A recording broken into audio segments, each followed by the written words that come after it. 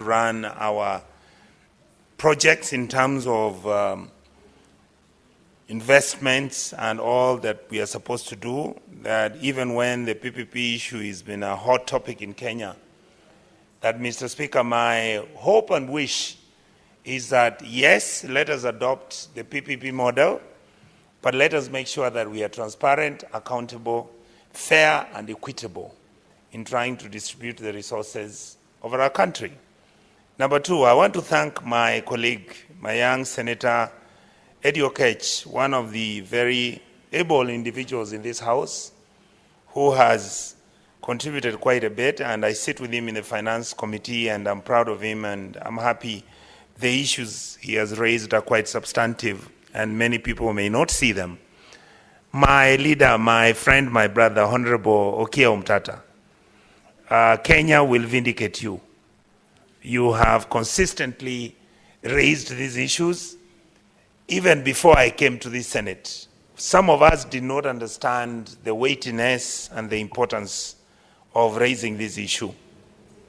Senator Omtata, thank you for noticing that we need to separate the central bank and the treasury from the executive. That is, in fact, one of the challenges that we are going to face as a committee, and we are going to interrogate this.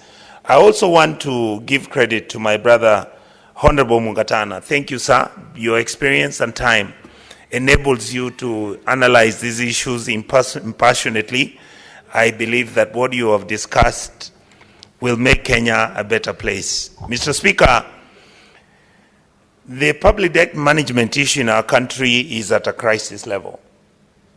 The reason why I say this is because, Mr. Speaker, we have been looking, analyzing, discussing what is the cost of our debt? Why do we borrow so much money? Why is it that we, in the last 10 years, close to 12 years, we've actually increased our debt by 100%? When President Kibaki was President of the Republic of Kenya, our debt was, by the time he was living, 1.1 trillion shillings. After that period, and you look at where we are right now, our debt is close to 12 trillion.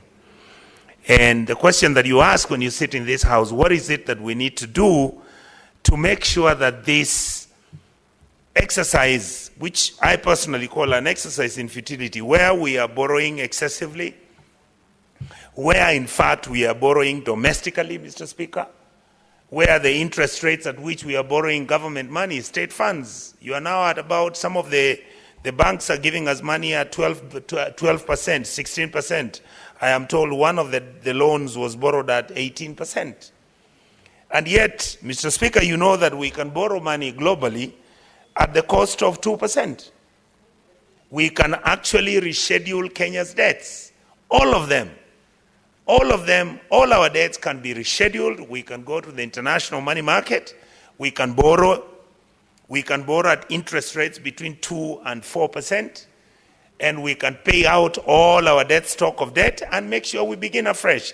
These are the issues that I would want the committee to look at, and I would want this House to look at. Number two, Mr. Speaker, there was a basic operating standard procedure on how we used our borrowed money. What did we do, Mr. Speaker? The money would come. Normally, the rates at which we borrowed was at 30-70, like Senator Eddie said. Domestically, we would borrow at 30%, because when you borrow domestically, then for the ordinary business person or the ordinary Kenyan, borrowing in commercial banks becomes more expensive, and the banks do not want to lend to ordinary business people. Why? Because of the cost of risk.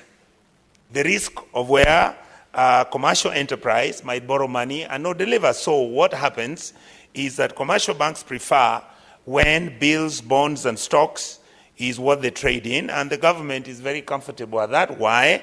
I'm sure my brother Eddie and many other leaders here have talked about it. When you go and negotiate with a commercial bank and you are borrowing 1 trillion shillings, and this commercial bank is actually giving you this money at a certain percentage, information and data gets to us where people in government will go and negotiate with some of these commercial banks, and they will even enable these commercial banks, after they have borrowed money for the government, to allow the commercial bank to do overnight lending, where interest rates are delivered, are earned, and we never discussed these issues openly until recently when Okiya Omtata started discussing it. Why do we borrow? Mr. Speaker, we borrow because sometimes our budget has got gaps.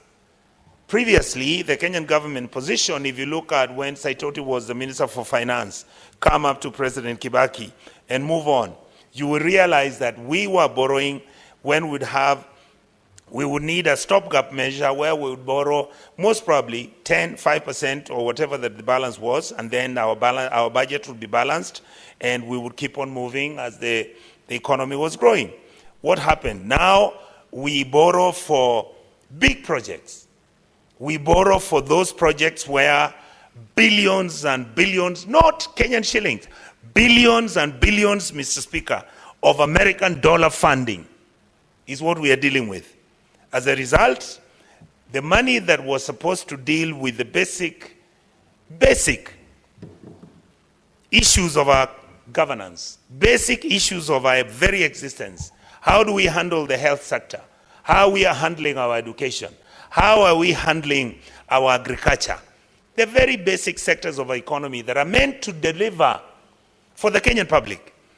We then decide, no, we are going to take this money and do these big-time projects. Why? Because the big-time projects is where we get our kickbacks. That is where we generate our revenue by arguing and saying, no. You don't have to spend any money in farming.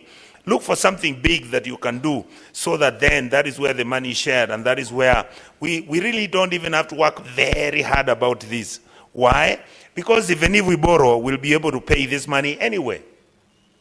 The problem we have, soon, we are not going to be able to pay this money because we are at 68%.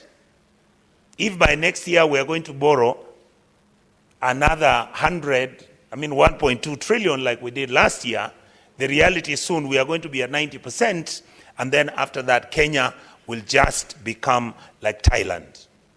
We will not pay our debts back. We will not be able to pay salaries. The economy will just become an economy. It will become a supermarket. Essentially, what does a supermarket do? We become consumers. Then you don't have to worry about agricultural development and growth. You don't have to worry about your health sector. In fact, we as a people will then now begin thinking about, are we taking our patients to Rwanda, which is a country that is operating their health facilities better than ours? Or are we going to educate our children in Rwanda, where the kids are going to school, achieving the grades they want? The educational sector is actually teaching mathematics. And what do we do in our country? We are now saying we don't even have to allow kids to learn maths. Mr. Speaker, I would like to make a passionate plea to my colleagues in this House. The responsibility of fixing the mess we are in falls particularly on this House. Our country has a problem.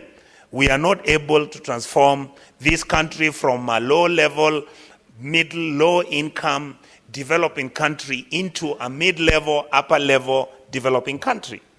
We are slowly going to go back to where we used to be, an underdeveloped country. A country that depends on its revenues so that it can govern itself on a daily basis.